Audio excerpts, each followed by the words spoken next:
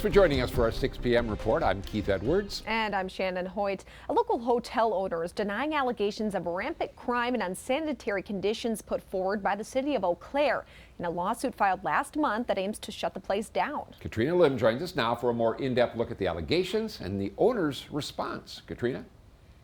The owner of the Regency Inn on Hastings Way says his hotel is his livelihood, and his lawyer says some of the city's claims are inaccurate.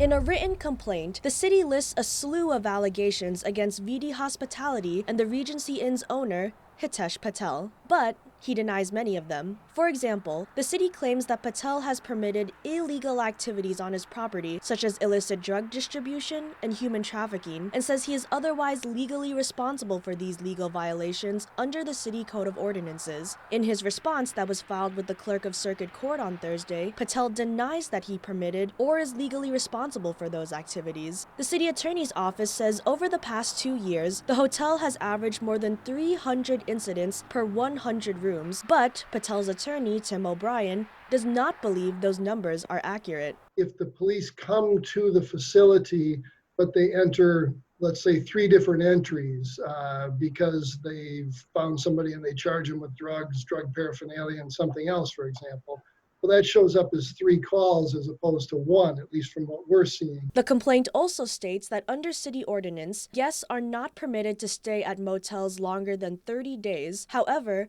Patel says people who do stay longer than 30 days are often placed at the hotel by social services and governmental agencies, and that the city knows and encourages this activity despite the rule. Mr. Patel takes this very seriously. He's been a good member of the community. He lives here. His child goes to school here. He and his spouse have a house in the community. People who stay there at the hotel, sometimes they don't have anywhere to go if it wasn't for him opening the doors of his hotel. The city also says many of the hotel's walls have holes, leaks are a common occurrence, and that the overall sanitation of the property, quote, miserably fails to meet minimum health and safety standards, to which Patel denies. Any settlement will have to involve significant changes at the property that provide the city with assurance that we're not going to have a repeat of the types of problems we've had over the last several years there.